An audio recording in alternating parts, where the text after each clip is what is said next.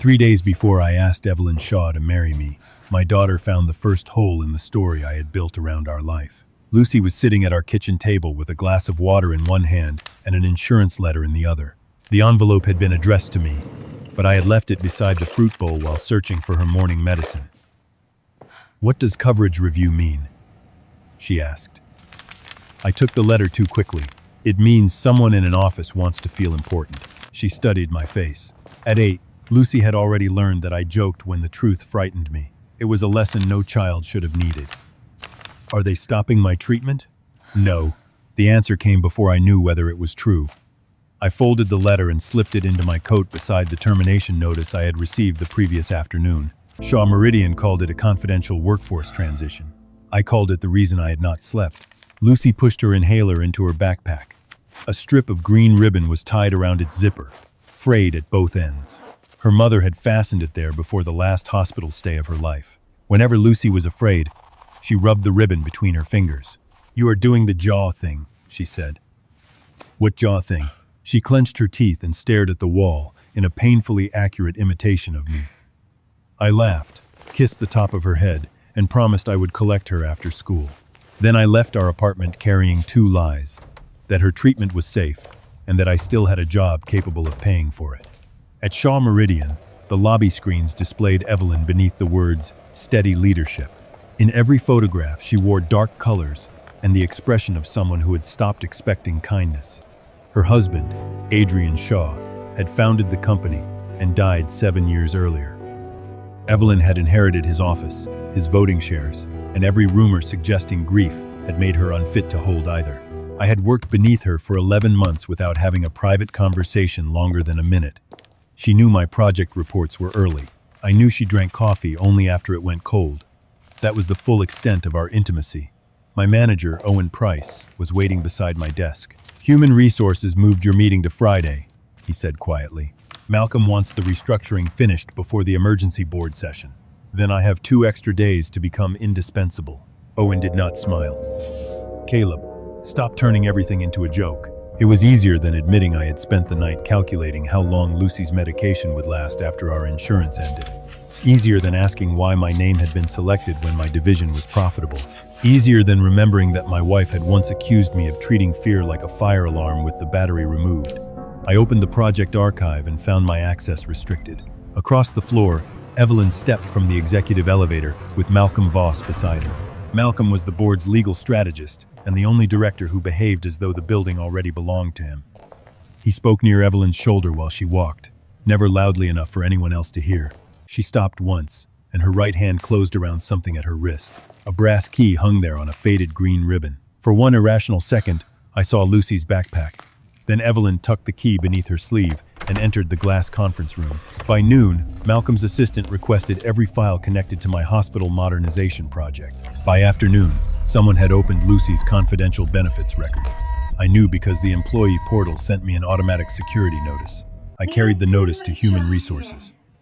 The representative read it, lowered her voice, and told me it was probably part of a routine eligibility review. Who requested it? I cannot disclose internal access history. It is my daughter's medical file. Then you understand why we must follow procedure.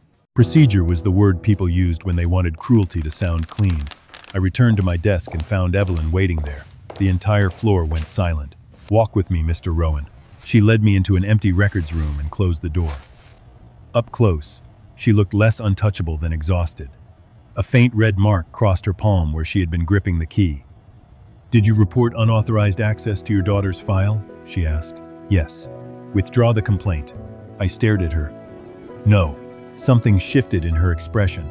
Not anger, relief. "Good," she said. "I needed to know whether Malcolm was right about you." "What did he say?" "That a frightened father will agree to anything if the alternative is losing his child." Before I could answer, voices approached outside. Evelyn opened the door but remained between me and the hallway. "Do not discuss this with anyone," she said. "Especially not your manager. You ask for trust strangely. Trust is not what I am asking for." Her fingers closed around the key again. "I am asking you to stay alive long enough to learn why your daughter's name appeared in my husband's private records." The voices passed. Evelyn walked away before I could stop her. That evening, Lucy was waiting on the school steps with the green ribbon wrapped around her fist. I arrived late enough that the office lights had gone dark. "Bad day?" she asked. I almost told her everything. Instead, I smiled and lifted her backpack onto my shoulder. "Nothing I cannot fix. It was my oldest mistake. Believing love meant carrying the terror alone." Behind us, a black car idled across the street. As we started home, it pulled away. My phone vibrated with a message from an unknown number. "Withdraw the complaint or ask Evelyn Shaw what happened to your wife." I read the message twice before deleting it. Then I checked the street behind us. Lucy followed my gaze. "Is someone there?" "No. I thought I heard a car." Another lie, delivered with the calm voice I had perfected beside hospital beds. I kept one hand on her shoulder until we reached our apartment. Once the door closed, I locked the chain, checked every window, and searched my wife's name through years of stored emails. Rachel Rowan had died after a surgical complication, the hospital called unpredictable. Grief had left me no strength to question that word. Now I searched discharge reports, insurance appeals, and messages from doctors I had spent years trying to forget. One email was missing.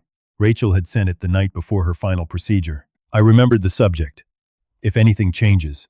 It contained Lucy's medication schedule, her teacher's name, and a paragraph Rachel made me promise not to read until morning. I had read it beside her empty bed. Now, it was gone. Lucy appeared in the doorway wearing her pajamas. "Are you working?" "I am looking for something your mother sent me." "The letter about being brave?" I turned. "What letter?"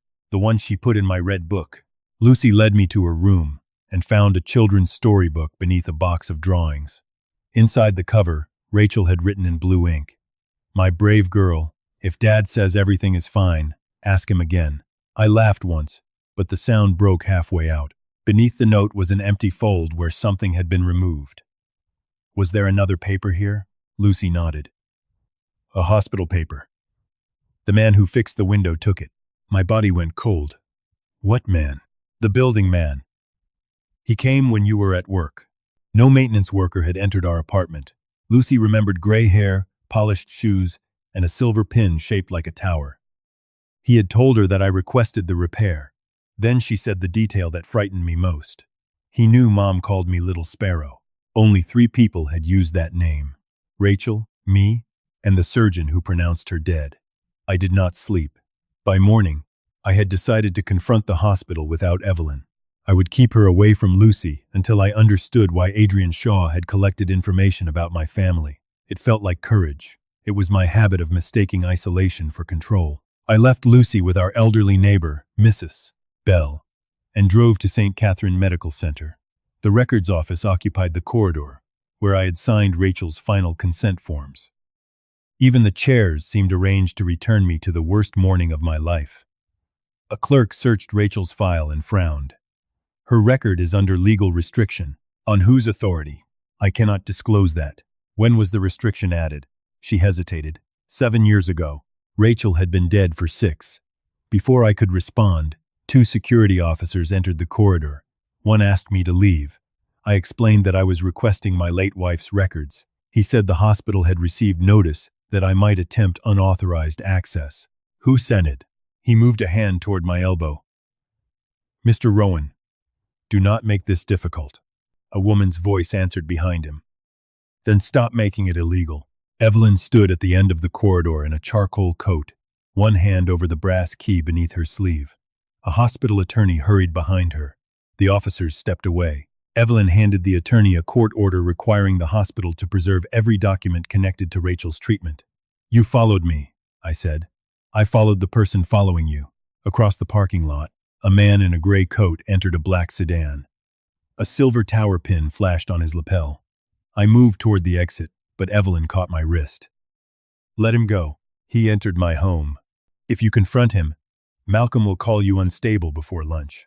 He spoke to my daughter. Her grip tightened. "I know." I pulled away. "You know too much and explain nothing." Evelyn dismissed the attorney with instructions to secure the archives, then led me into the chapel beside the records office. "Adrian hired a private investigator before he died," she said. "He believed St. Catherine was altering records to conceal an unauthorized clinical program.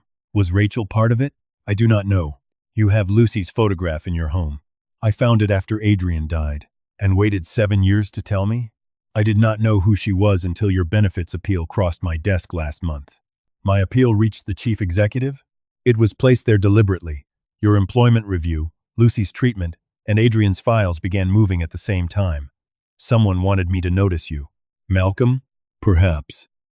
Or someone who wants us to blame him. What was taken from Lucy's book? A patient transfer code. You saw it? Adrian photographed the page. Where is the photograph? In the locked room. Take me there. No. You asked me to stay alive long enough to learn the truth. And you walked into a hospital, where Malcolm had security waiting. My wife died here. My child did too. The chapel seemed to contract around us. Evelyn sat and opened her hand. The brass key lay against her palm, attached to faded green ribbon. The hospital bracelet in Adrian's room belonged to my son, she said. Its transfer code matches the one removed from Lucy's book. I sat beside her, leaving space between us. What does that mean? Both children were entered into a program the hospital claims never existed. Lucy had survived. Evelyn's son had not. The difference stood between us like an accusation. Adrian promised to prove what happened, Evelyn said. Then his car went through a barrier on a dry road. Was Malcolm involved? Malcolm identified the body. I understood why she had sealed the room. It held evidence she could not trust anyone else to see. My phone rang. Mrs. Bell was crying. A woman from Shaw Meridian had arrived with documents claiming our company apartment required an immediate safety inspection. Mrs. Bell had refused to open the door, but the woman was waiting with building management. I asked to speak to her. A warm, professional voice came onto the line. Mr. Rowan, this is Malcolm Voss's office. We need access to confirm company property has not been used to store confidential records. Leave my daughter alone. The woman paused. Then returned what Mrs. Rowan removed from St. Catherine. The call ended. I moved toward the door, but Evelyn blocked it. If you go home angry, they win. If I stay, they enter my apartment. They want you to choose between evidence and Lucy. There is no choice. There has to be. They have spent years making frightened parents act before they can think. I told her to move. She did not. Then her eyes dropped to the photograph on my phone. The green ribbon was visible on Lucy's backpack. Evelyn pulled the brass key from beneath her sleeve and held its faded ribbon beside the screen. The colors matched exactly. She turned her ribbon over. Tiny letters had been stitched into the fabric. St. Catherine Sparrow Program. My wife had tied evidence to Lucy's backpack and left it in plain sight for years. I called Mrs. Bell again. Do not let them see the green ribbon. Silence. Then Lucy answered. Dad, she whispered. The woman already took it. I reached our building before Evelyn's driver had fully stopped. She followed me through the lobby, but fear drove me toward the stairs. Mrs. Bell waited outside our apartment with Lucy behind her. The building manager stood beside a woman in a cream coat, holding an inspection folder. The woman smiled. Mr. Rowan, we were beginning to worry. Give back what you took. I have no idea what you mean. Lucy stepped forward. Her backpack hung open, and the green ribbon was gone. I crossed the hallway before Evelyn caught my arm. The woman's smile sharpened. She wanted witnesses to see a desperate father lose control. Evelyn addressed the manager. This inspection was not authorized. Preserve the security recordings and suspend every master key. He paled. Corporate legal gave the order. Then corporate legal can defend it under oath. The woman closed her folder. I was only doing my job. Your job did not include touching a child's belongings. Lucy tugged my sleeve. Dad, she took the wrong ribbon. She reached into her backpack and removed the faded green strip. The missing ribbon had come from an art project. I remembered Mom's note, Lucy said. I knew you would not send someone without telling me. Relief forced me to my knees. I pulled her against me. You did exactly right. Are you angry? Only at myself. Beyond her shoulder, Evelyn watched us, her face briefly stripped of its practiced strength. The woman moved toward the elevator. Malcolm will not protect you when this fails, Evelyn said. The woman glanced back. He promised your name would never appear, Evelyn continued. But you used false authority to remove property from a child. Tell me where he intended to take the ribbon, and my attorney will record that you cooperated before he abandoned you. The elevator opened. St. Catherine has a private archive beneath the east wing, the woman said as she stepped inside. Ask who owns the building. When the doors closed, Evelyn looked at me. Adrian owned it. Does Malcolm control it now? Not yet. Evelyn arranged for Mrs. Bell to stay in a guest apartment and asked Lucy to pack enough clothes for several nights. You are not deciding where my daughter sleeps, I said. The people who entered your home already decided she cannot remain here. Lucy rubbed the ribbon between her fingers. Where do we go? I asked. My penthouse. That is the first place Malcolm will watch. He already watches it. I control the doors. Lucy looked at her. Do you have cereal? Evelyn blinked. I can acquire cereal. Lucy laughed, and the tension loosened just enough for us to move. We left through the service garage after dark. Evelyn sat beside Lucy while I watched the traffic behind us. When Lucy fell asleep against her arm, Evelyn did not move her. She trusts quickly, Evelyn whispered. No. She recognizes lonely people. Our eyes met. I regretted the sentence because it was true. The penthouse was elegant but almost empty. No photographs hung in the hall. No coat lay over a chair. Nothing suggested Evelyn expected anyone to return with her. Lucy woke as I placed her on the guest bed. Are we safe? I glanced at Evelyn. We are safer together. For once, I did not promise that everything was fine. After Lucy fell asleep, Evelyn placed the brass key on the kitchen counter. Malcolm has enough votes to remove me at the emergency board meeting, she said. For investigating the hospital, he will call it grief-driven obsession. Adrian's trust allows the directors to declare me emotionally unfit and take my controlling vote. Can anyone stop them? Adrian's appointed co-trustee. Who is that? His spouse. You were his spouse. The clause requires a current spouse. Adrian believed remarriage would prove I had recovered from his death. That sounds like punishment. Fear made him controlling. I looked toward the room where Lucy slept. Fear had done the same to me. What happens if Malcolm gets your vote? He gains access to every Shaw property, including the archive beneath St. Catherine. He can also complete the workforce reduction. My termination, and the cancellation of Lucy's insurance. The kitchen seemed to lose its air. You knew about the layoffs. I delayed them twice, but you never warned me. Your employment file was connected to Adrian's investigation. Telling you would have exposed Lucy sooner. She was already in danger. I know. She offered no defense. That honesty kept my anger from becoming simple. Evelyn picked up the key and led me to a walnut door upstairs. Fresh scratches surrounded the lock. Someone tried to open it, I said. 3 nights ago. Why bring us here? Malcolm believes I moved the evidence. You left it inside? I left what I wanted him to find. She inserted the key. What if I am the person someone wanted you to notice? I asked. Then I finally learned why. The lock turned. The room smelled of cedar and dust. Adrian's clothes remained in the wardrobe. Sealed boxes covered the floor, each marked with hospital dates and patient codes. Letters bound with faded green ribbon lay on the desk. Evelyn stopped near the bed, unable to touch anything. A hospital bracelet rested beside a photograph of Lucy as a toddler. Rachel held her outside St. Catherine, and Adrian Shaw stood behind them. My wife had never told me they knew each other. Beneath the photograph lay a letter bearing my name. Caleb Rowan must never learn why his daughter survived. The handwriting belonged to Rachel. Evelyn opened the letter while I read over her shoulder. Rachel had discovered that St. Catherine was selecting children for an unauthorized treatment study.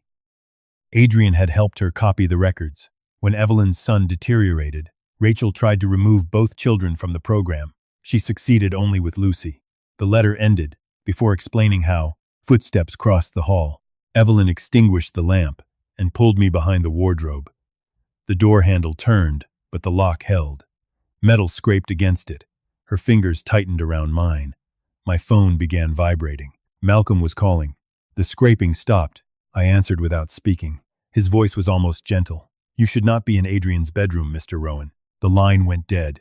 The footsteps retreated. Evelyn looked through the window. A man left the building carrying a camera. They do not need the evidence, she said. They needed proof that you entered this room with me. Another message arrived. Human Resources had moved the emergency meeting to morning. My termination would be reviewed during the same session. I looked at Rachel's letter, Lucy's photograph, and the woman who could lose everything before sunrise. If only a spouse can block the vote, I said, then marry me. Evelyn stared at me. A bitter laugh escaped before I could stop it. That was a joke. Do not trade your life for a company. Evelyn did not laugh. She picked up Rachel's letter, crossed the space between us, and pressed the brass key into my hand. What if the company is not what I am trying to save? What are you trying to save? Evelyn looked at Lucy's photograph. Your daughter. The family's Adrian failed.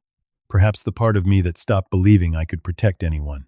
The answer was too honest to dismiss and too dangerous to accept. Marriage would make us Malcolm's story, I said. A desperate employee exploiting a grieving executive. He has already written that story. Then why give him proof? Because his story cannot matter more than the truth beneath St. Catherine. Her voice remained controlled, but Rachel's letter trembled in her hand. I closed my fingers around the brass key. If we do this, Lucy comes first. Always. You never use her illness against the board, and you never treat gratitude as a claim on our lives. Pain crossed her face. I am not asking you to love me, Caleb. The words should have made the decision easier. They did not. A floorboard creaked outside. Lucy stood in the corridor, clutching her blanket. Are we leaving again? Not tonight. Her eyes moved from the key in my hand to Evelyn. Were you arguing? We were deciding how to stop the people who frightened you, Evelyn said. Does it involve cereal? Evelyn almost smiled. The cereal is a separate emergency. Lucy led us downstairs. Minutes later, she sat at the kitchen island eating cereal from a mug, while Evelyn searched for marriage requirements. We need identification, witnesses, an officiant, and a cooperative county clerk, Evelyn said. How quickly? Before the board meets. Lucy lowered her spoon. Are you getting married? Silence filled the kitchen. This would be an agreement to protect Evelyn's company from dangerous people, I explained. Lucy looked at Evelyn. Do you want to marry Dad? Evelyn placed her phone on the counter. I need his help protecting other families, and I want to help him protect you. That was not what I asked. A startled breath escaped me. Evelyn met her gaze. I care about your father, more than I expected, but he loved your mother, and I would never try to replace her. Mom cannot be replaced. I know. Dad is lonely. Lucy, so are you. Evelyn's composure slipped, leaving her eyes bright. Lucy returned to her cereal. You should tell the truth before you marry someone. Rachel might have said the same thing. When Lucy finished, I took her to the guest room. She stopped me before I left. Would marrying Evelyn protect my medicine? It could protect your insurance. Then you are doing it because I am sick. No. The answer came too quickly. I sat beside her. I am considering it because someone is using your treatment to control me. That is different. Do you like her? Yes. Does she like you? I think she is still deciding whether I am unbearable. You are sometimes. Then her expression became serious. Do not promise forever, if you mean until the meeting. The warning struck deeper than anything Malcolm could say. I will not promise what I cannot give. Evelyn was standing at the kitchen window when I returned. Lucy thinks a temporary marriage is a lie. Is she wrong? We could sign an agreement, ending it after the investigation. Malcolm would present that as evidence of fraud. Then what are you proposing? A lawful marriage without private promises, we do not mean. That sounds reckless. It is. She turned toward me. If you refuse, I will still protect Lucy's insurance while I control the company. My attorneys will preserve Rachel's records. You owe me nothing, and when Malcolm removes you, then I lose. She said it without pressure, making it harder to leave. You could marry someone safer. I could. Why choose me? Because safety turned this apartment into my prison. She approached the island. You challenged me when everyone else agreed. You entered Adrian's room because truth mattered more than my comfort. When Lucy was threatened, you forgot my title, your job, and Malcolm's warnings. That proves I act before thinking. It proves you remember whom you are fighting for. She glanced toward Lucy's room. I need a spouse Malcolm cannot purchase. You need someone powerful enough to keep him from reaching Lucy. Neither reason is romantic, but neither is false. I placed the key beside her phone. If we marry, we tell Lucy the truth. We perform nothing for the board. Rachel and Adrian do not become weapons between us. Evelyn nodded. If either of us wants to leave when this ends, we leave without punishment. Agreed. One more condition. We open every box in Adrian's room together. Her gaze sharpened. Why? Secrets brought us here. I will not build a marriage on new ones. After a long silence, she offered her hand. Agreed. I took it. Her palm was cold, but her grip was steady. There was no ring, no declaration, and no promise worthy of the life we were changing. Neither of us let go. Evelyn called Margaret Hale, the only attorney she trusted. Margaret knew a retired judge who could perform the marriage before the courthouse opened. "He will speak with you separately," Margaret warned. "If either of you appears coerced, he will refuse." "We understand," Evelyn said. After the call, she opened a safe and removed Adrian's trust papers. The clause confirmed that a current lawful spouse would become temporary co-trustee upon written acceptance. The directors could not suspend that appointment while a fitness challenge remained unresolved. Malcolm could attack the marriage, but he could not erase it before the vote. Beside Adrian's signature was a handwritten instruction. The co-trustee must locate the Sparrow Register before approving any transfer or sale of St. Catherine property. "The private archive," I said. "Perhaps." "Did Adrian mention the register?" "Never." A quiet knock sounded from the hall. The security screen showed Margaret with an older man in a dark suit and a clerk carrying a sealed envelope. The retired judge introduced himself and asked to interview us separately. He questioned Evelyn first. When she emerged from the study, her expression revealed nothing. I entered and closed the door. The judge did not ask whether I loved her. "Has fear taken away your ability to refuse this marriage?" I thought of Lucy's medicine, Rachel's letter, and Malcolm's voice outside Adrian's room. "Fear brought me here." The judge closed his folder. "Then I cannot marry you." "It brought me here," I continued. "It did not decide for me." He waited. "I can walk away and hope Evelyn protects us until the board removes her. I can preserve my reputation while Malcolm destroys the archive. Or I can stand beside the only person risking as much as I am to uncover what happened to our families."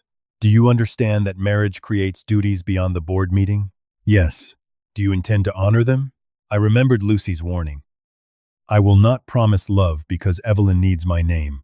I will promise honesty, loyalty, and the freedom to leave when this danger ends.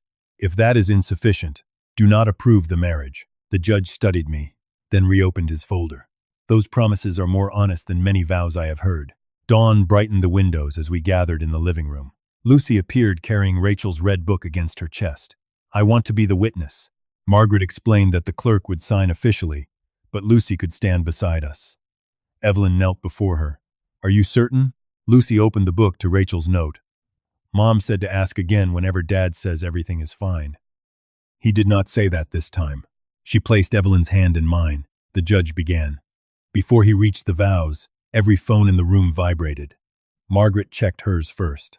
One photograph showed Evelyn and me entering the penthouse with Lucy between us. Another showed us inside Adrian's bedroom. The message had reached the directors, company leadership, and the press. Its caption accused a terminated employee of moving his daughter into a grieving chief executive's home before an emergency trust vote. A second message announced that the board meeting would begin in less than an hour. Malcolm had made the accusation public before we could complete the marriage. The judge looked at Evelyn. "Do you wish to continue?" She looked at the photographs, then at Lucy and me. "Yes." I tightened my hand around hers. "So do I." Outside, the city was waking to Malcolm's version of our story. Inside, Evelyn and I began our vows. The judge waited while our phones continued vibrating. Evelyn kept her hand in mine. "Please continue." He studied us for a moment, then resumed the vows. There was no music, no ring, and no promise that danger would disappear when we spoke the final words. Lucy stood between Margaret and the clerk with Rachel's red book pressed against her chest. When my turn came, I looked at Evelyn. "I promise honesty when silence would be easier, loyalty when fear makes distance feel safer, and respect for the life you had before mine crossed it." Her eyes shone, but her voice remained steady. "I promise not to use protection as an excuse for control. I promise to stand beside you, without asking you to forget whom you loved before me. I promise that whatever truth we find, you will not face it alone." The judge pronounced us married. For one breath, the room became still. Then Lucy hugged both of us. Evelyn froze before wrapping an arm around her. Margaret placed the marriage certificate and co-trustee acceptance form on the table. We signed while the clerk confirmed the seals. "The appointment takes effect immediately," Margaret said. "The board can challenge the marriage later, but they cannot remove Mr. Rowan as co-trustee during the fitness proceeding." A notification appeared on Evelyn's phone. Malcolm had begun the meeting without us. We need to leave, she said. Lucy tightened her grip on my sleeve. You are coming back? Yes, the old answer almost followed. Everything will be fine. I stopped it. We do not know what will happen, but Mrs. Bell and security will stay with you. Evelyn and I will return together. Lucy nodded. Ask again if she says she can handle it alone. Evelyn looked at her, then at me. I will. Margaret drove while Evelyn and I reviewed the trust documents in the back seat. The city outside was filling with commuters who had already seen Malcolm's photographs. My phone displayed messages from colleagues, reporters, and parents at Lucy's school. Some asked whether I had manipulated Evelyn. Others demanded to know whether the company was paying for Lucy's treatment.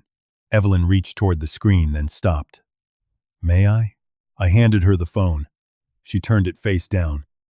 You do not have to defend yourself before Malcolm finishes accusing you. I have spent years letting silence protect everyone except me. Then speak where it matters. At Shaw Meridian, reporters crowded the entrance. Security opened a path, but questions followed us across the lobby. Did Mr. Rowan move into your home before proposing? Was the marriage arranged to block the board? Did company funds pay for his daughter's medical care? Evelyn did not answer. A reporter stepped into my path. Mr. Rowan, did you enter the late Adrian Shaw's bedroom? Yes. The lobby fell quieter. Why? To find evidence connected to my wife's death. Evelyn took my hand, and we entered the private elevator together. Malcolm will use that answer, she said. He would use any answer.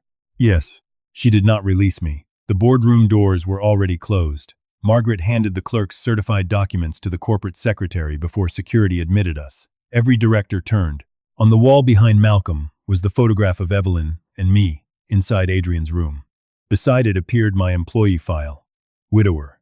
Single father. Pending termination. Company housing resident. My termination notice lay at each director's seat. So did a copy of Lucy's medical file. I stopped walking. How did you obtain that? Malcolm stood at the far end of the table. Your daughter's records were included because they establish motive. They are confidential. So were the files you removed from Mrs. Shaw's home. We removed nothing. Malcolm touched a control. Audio filled the room in my own exhausted voice. Then marry me. Nothing came before it. Nothing followed. Not the trust clause. Not the threat against Lucy's insurance. Not my warning that Evelyn should never trade her life for a company. Only the proposal. Isolated until it sounded deliberate, Malcolm faced the directors. Calculated. The word appeared beneath my photograph. He described me as a desperate widower, facing termination, eviction, and the loss of his daughter's treatment. He said I had discovered that a grieving executive needed a spouse to retain control, offered myself as the solution, and followed her into a bedroom sealed since her husband's death. The marriage is not evidence of recovery, Malcolm said. It is evidence that Mrs. Shaw's judgment has collapsed. No one looked at me as a father anymore. They looked at me as a strategy. I expected Evelyn to answer. She remained silent at the head of the table, one hand resting over the brass key. Malcolm noticed my confusion. Mrs. Shaw understands that anything she says in your defense will deepen the concern. He moved toward her. Evelyn, you can still correct this. State that Mr. Rowan exploited your grief, and the board will protect you from further contact. Her gaze remained on the medical file before her. For one terrible moment, I wondered whether the silence was part of a plan she had never shared. Then I saw her thumb pressing against the key until the edge marked her skin. She was not abandoning me. She was waiting. Margaret entered and placed the certified documents before the corporate secretary. Malcolm's expression changed. The secretary examined the seals. The marriage was completed before this meeting began, she said. Mr. Rowan has accepted appointment as temporary co-trustee. Several directors began speaking at once. Malcolm struck the table with his palm. A ceremony performed under coercion cannot alter this board's responsibility. The officiating judge found no coercion, Margaret said. He did not know Mr. Rowan's daughter would lose her insurance if Evelyn refused. I knew, I said. Silence returned. Malcolm turned toward me. Then you admit the marriage was transactional. I admit you used a child's treatment to force a choice. You were already using her illness to approach Mrs. Shaw. No. Someone placed my appeal on Evelyn's desk. Malcolm stopped before Evelyn. Move. No. Lucy remained beside Mrs. Bell while two security officers placed the damaged metal box on the table. Malcolm faced the chairman. A child has carried stolen hospital property into a board meeting. End this spectacle. You recognized it quickly, I said. The emblem is visible. The emblem belongs to a program you claimed never existed. Lucy held out the paper she had removed from Rachel's book. Mom wrote on the back. I crossed the room, keeping myself between Malcolm and my daughter. Rachel's handwriting covered both sides in cramped blue lines. Beneath a list of patient codes were 2 names. Lucy Rowan, Samuel Shaw. Evelyn saw her son's name and went pale. Samuel's entry ended with treatment continued. Lucy's ended with removed before final cycle. Below them, Rachel had written, Caleb must believe the trial failed. If they know he understands what saved Lucy, they will use her to recover it. What did Rachel remove? I asked. Evelyn turned the page over. A treatment formula. Malcolm gave a short laugh. You are treating a dead woman's notes as medical evidence. Margaret stepped toward the box. Then you should welcome an independent investigation. I object to contaminated material being presented as authentic. You objected before seeing its contents. The chairman raised his hand. No one opens the box until custody is established. Mrs. Bell faced him. I found it behind Caleb's kitchen wall. This morning, the maintenance worker who searched Lucy's backpack returned with tools. He ran when security challenged him. One officer placed an evidence bag on the table. It contained master keys and a St. Catherine contractor card. The photograph showed the man who had watched Evelyn's building. Margaret displayed a confirmation on her phone. His access was authorized by Mr. Voss's office. The directors began speaking at once. Malcolm raised his voice above them. This meeting concerns Evelyn Shaw's fitness to control the trust. Nothing found inside an employee's wall changes her irrational conduct. It changes what happens to St. Catherine, I said. As co-trustee, I refuse every transfer or sale until the Sparrow Register is authenticated. You will not remain co-trustee. That decision is not yours. It will be when this board recognizes your marriage as fraudulent. Lucy stepped forward. My dad did not marry Evelyn for money. Malcolm softened his expression. You should not be involved in this. You involved me when you took my medical file. Silence fell across the room. Evelyn moved beside her. You have done enough, Lucy. No. Mom asked me to remember. Lucy opened Rachel's red book. Beneath the paper she had removed from its binding, a sentence had been written inside the cover. When the brass key returns to the Sparrow, open the place where Caleb taught Lucy not to be afraid. Evelyn looked at the key resting on the table. It opens more than Adrian's room. Margaret turned to me. What place did Rachel mean? I remembered Lucy's early treatment, when needles, corridors, and every white coat frightened her. Then I remembered the afternoon we had escaped to the hospital roof. The rooftop garden. Lucy nodded. You taught me to count the stone birds. There was a bronze sparrow near the greenhouse. Malcolm reached for his phone. Margaret blocked his hand. No calls.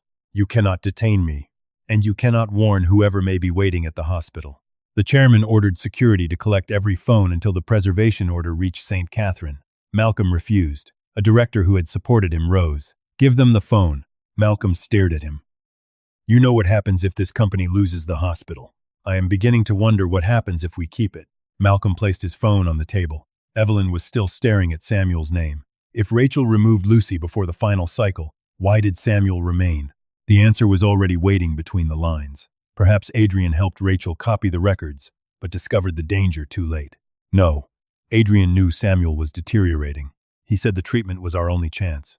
Her voice broke. What if he chose to save Lucy instead? Malcolm watched her grief. There is the obsession beneath every decision. She would rather accuse her husband than accept that her son could not be saved. Evelyn folded the paper carefully. I am questioning what you forced Adrian to choose. She faced the board. Malcolm controlled St. Catherine's acquisition, its research contracts, and its liability review. An unauthorized trial would have destroyed the purchase. That is speculation. Margaret opened a document on her tablet. The hospital was acquired below its reported value. Soon afterward, patents connected to its pediatric unit were transferred to a private holding company. The chairman frowned. Which company? Voss Medical Holdings. Malcolm's attorney lowered her eyes. He did not deny it. Evelyn understood first. You did not bury the Sparrow program to protect Shaw Meridian. You used Shaw Meridian to acquire it. The patents required further development. Children were not development. They were already dying.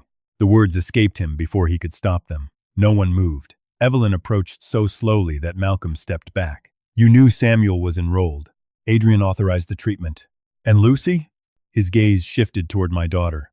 That glance was enough. I moved between them. What did Rachel take from you? He remained silent. The formula kept Lucy alive. Rachel hid it because you needed her treatment history to reproduce it. You understand nothing about medicine. No, Rachel did. Adrian believed her enough to conceal the register. Evelyn placed the brass key in my hand. We go to the rooftop garden. The chairman objected. The fitness vote remains unresolved. If you vote while evidence concerning dead children is being destroyed, every director here becomes responsible for what disappears. Margaret sealed Rachel's page inside an evidence sleeve. The officers lifted the box. No director would meet the chairman's eyes. The meeting is recessed, he said. Malcolm headed toward the doors, but security blocked him. You cannot hold me. You are free to accompany us, Margaret said. And if I refuse? Investigators will ask why the man who called the register imaginary was afraid to follow where it led. He chose to come. Mrs. Bell offered to return Lucy to the penthouse, but Lucy held my hand. Mom left the message for both of us. That does not make the hospital safe. Neither was staying behind. I looked at Evelyn. She did not challenge me or try to make the decision herself. I knelt before Lucy. You stay beside Mrs. Bell. You touch nothing. If I tell you to leave, you leave. I promise. Reporters crowded the corridor outside. Malcolm's accusation filled the lobby screens. Evelyn stepped beside me, and the cameras turned toward our joined hands. A reporter shouted, "Was the marriage arranged to save your job?" I looked into the nearest camera. My job was never the secret worth protecting. We walked through the crowd with Lucy and the damaged box between us. Police vehicles blocked St. Catherine's East entrance when we arrived. Margaret's preservation order had reached the hospital moments before someone attempted to trigger an alarm inside the archive. Part 7, The Second Crisis. The rooftop elevator had been disabled. We climbed the service stairs while hospital security followed with Malcolm between them. At the final landing, his attorney arrived with an injunction on her phone.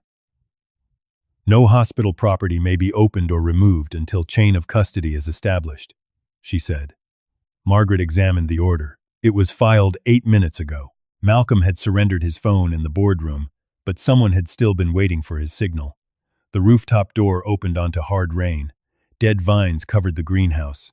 Stone birds lined the path where Lucy had once learned to master her fear, and the bronze sparrow stood at the center with a narrow keyhole hidden in its chest.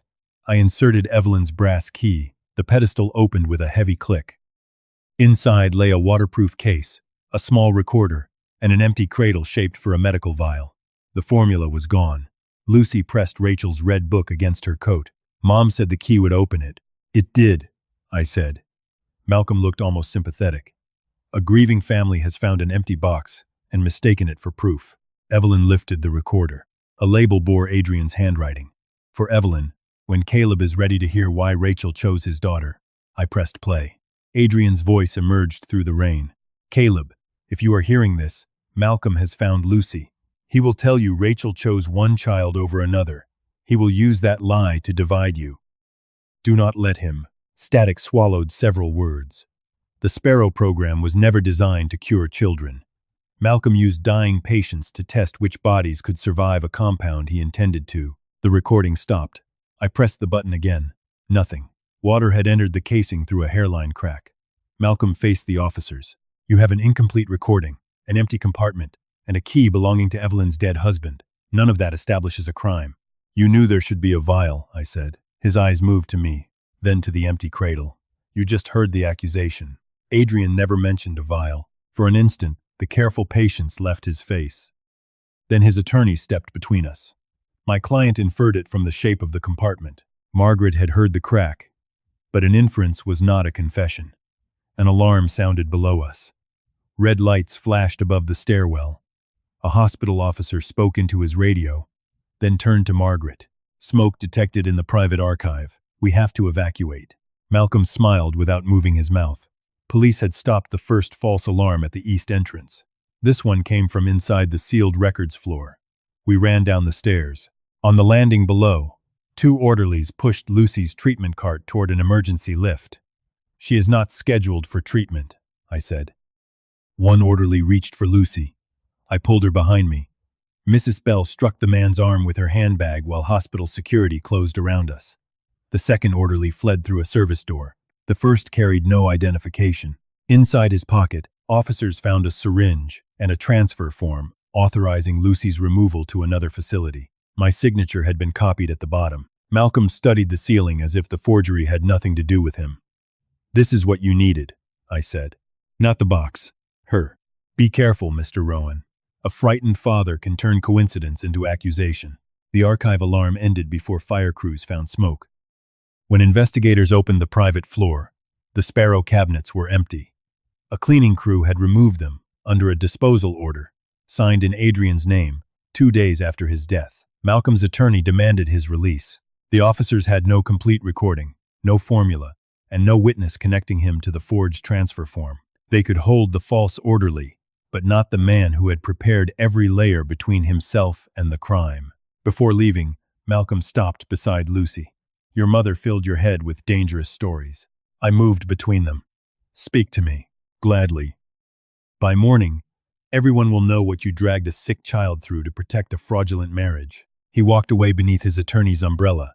Margaret's phone began vibrating. The board had reconvened without us. News sites were already carrying a statement from Shaw Meridian.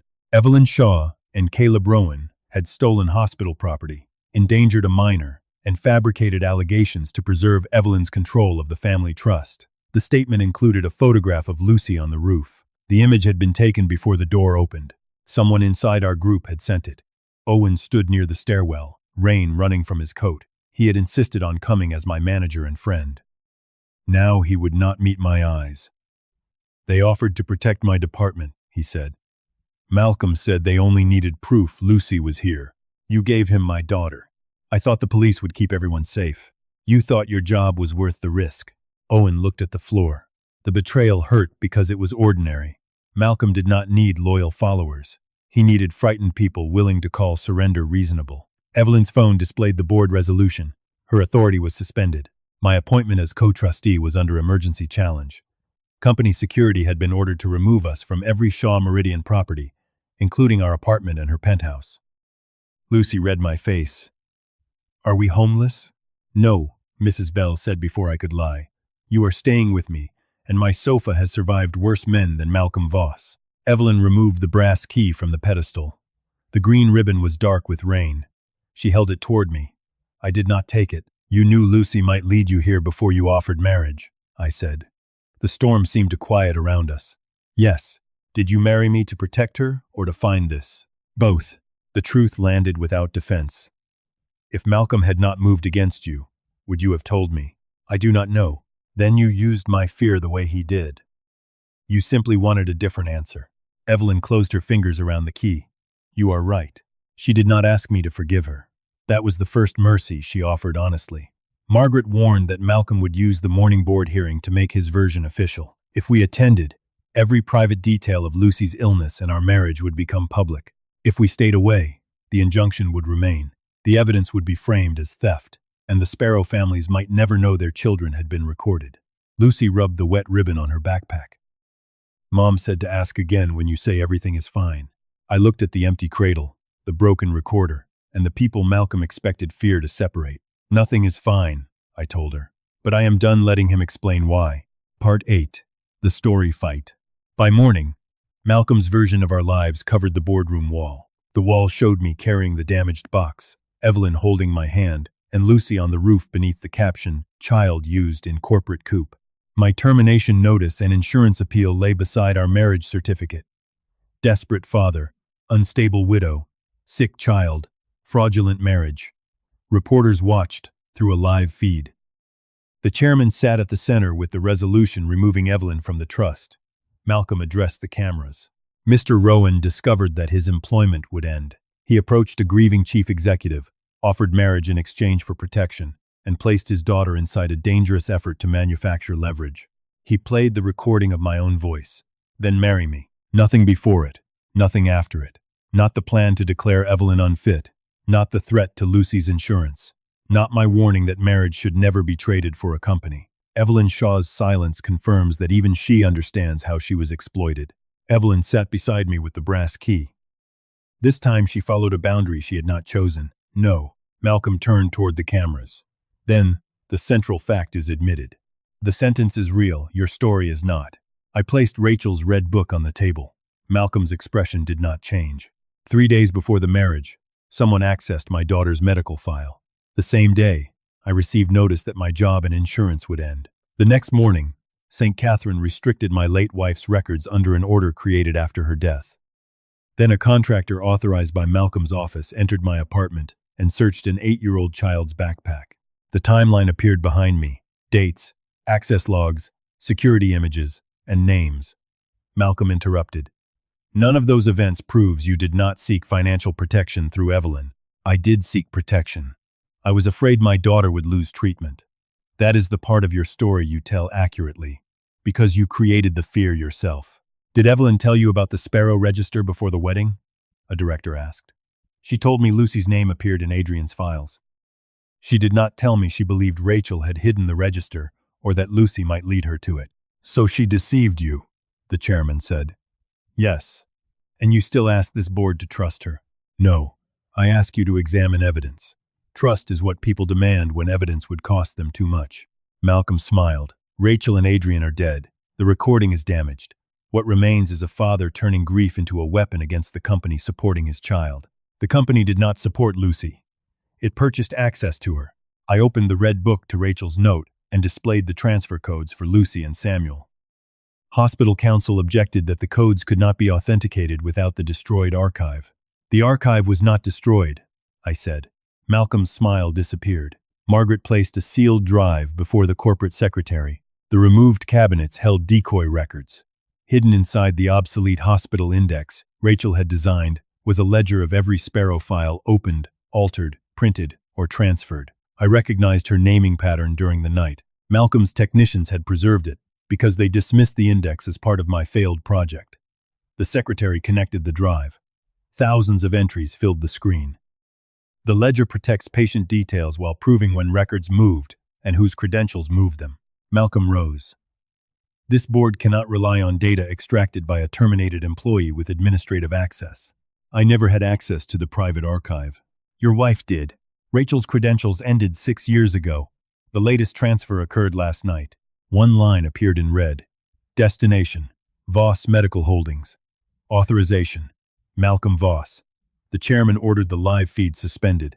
I stepped between him and the control panel. No.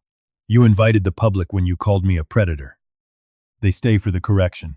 Malcolm pointed toward Lucy, who waited behind the glass with Mrs. Bell.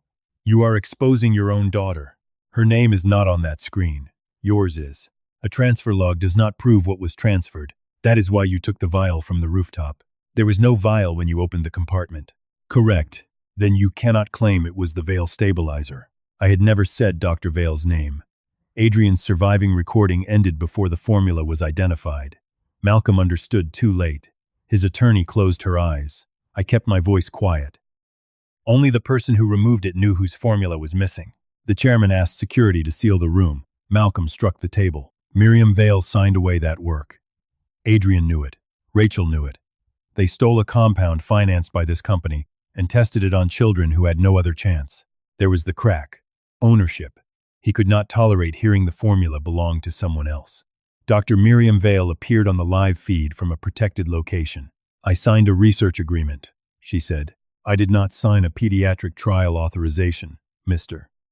Voss showed me the missing vial 2 nights ago and offered immunity if I authenticated it as company property. Malcolm turned toward Evelyn. You arranged this.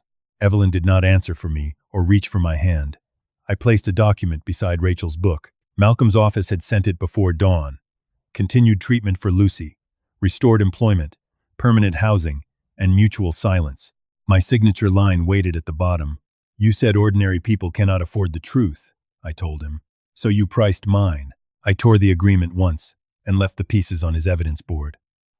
My daughter is not your leverage. My grief is not your alibi. And my silence is not for sale. The reporters heard every word. Malcolm lunged for the drive. Security stopped him. He demanded the cameras be shut off and threatened every executive who had approved St. Catherine's purchase. The chairman stared at him. "You told us the Sparrow program never existed." Malcolm looked around the table and discovered that Control had left the room before he had. Investigators entered with a warrant based on the ledger, Dr. Vale's statement, and the forged order used to move Lucy. They charged what the truth could carry that morning and preserved the rest for trial. As officers approached, Malcolm faced me. "When Shaw Meridian collapses, your daughter loses with it. Then we build a future that does not require your permission." He was led out past the wall where his story still surrounded my family. The chairman reached for the remote. "Mr. Rowan, we should remove those images. Leave them until the correction is attached." I attached my statement beneath each image.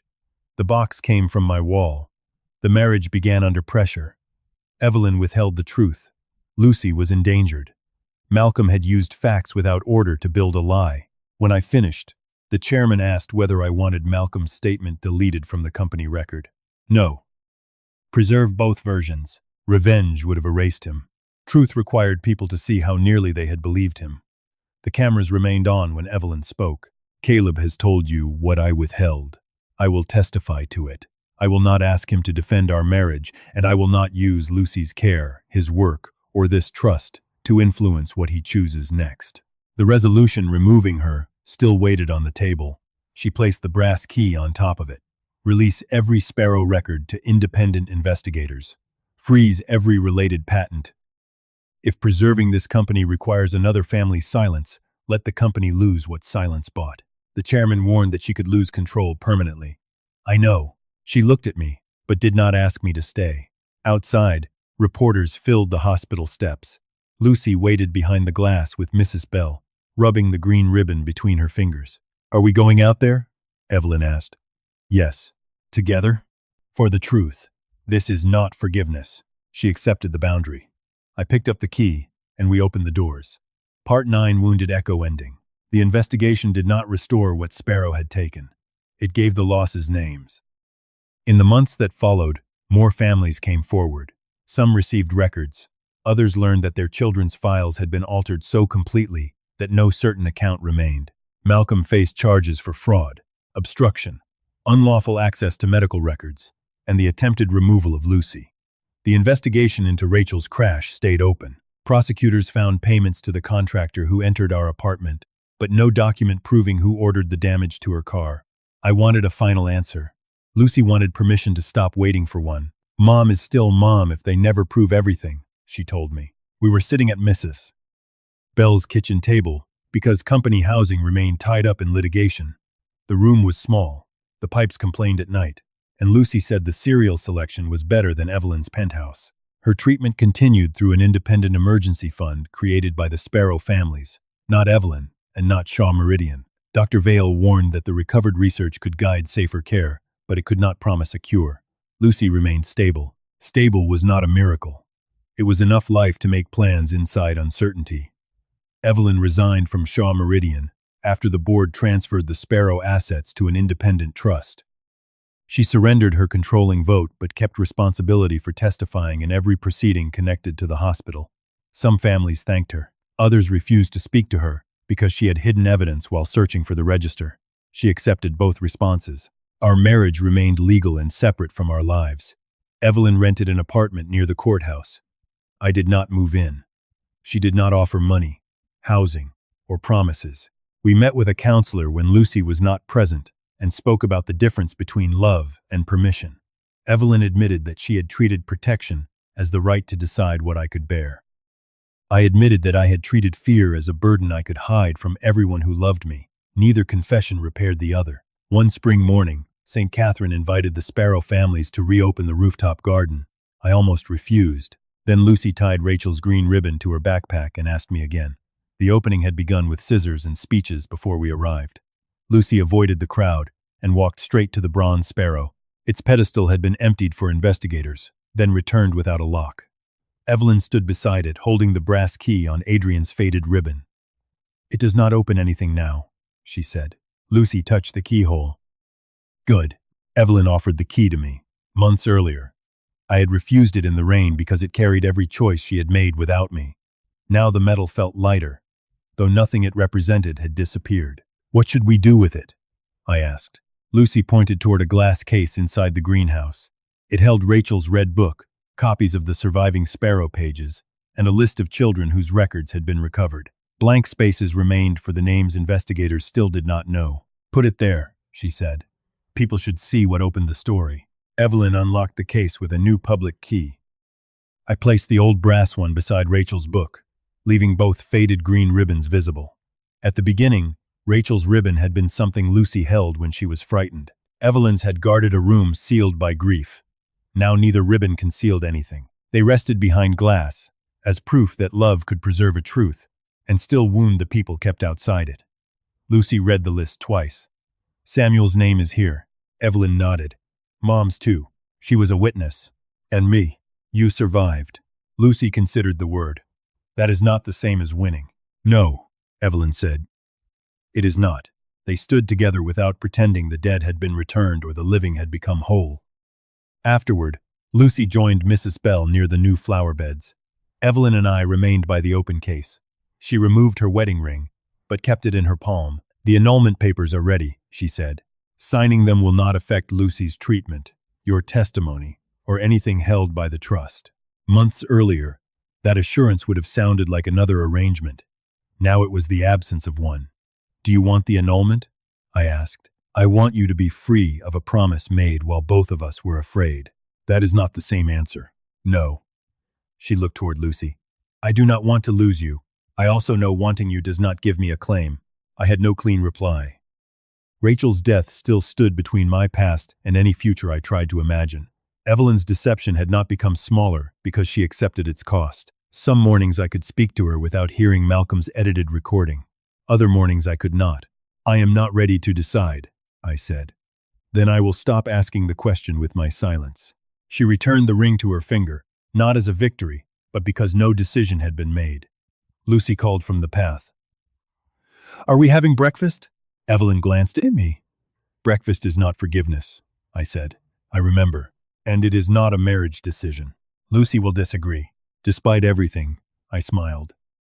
We left the garden through the greenhouse door. Evelyn waited until I chose the path, then walked beside me without taking my hand. Halfway to the elevator, Lucy ran back and caught one of each. The first time she had asked whether everything was fine, I had protected her with a lie. Now, she looked up at me beneath the morning light. "Are we going to be okay?" I did not promise safety I could not control. "We are going to tell each other when we are not." She accepted that and pulled us toward breakfast. Behind us, the brass key remained beside Rachel's book, no longer guarding a sealed room or a hidden cure. It opened nothing now, and that was its final meaning. The truth had stopped belonging to the person who could lock it away. If you have ever mistaken silence for protection, ask yourself, who is paying the price for the story left untold?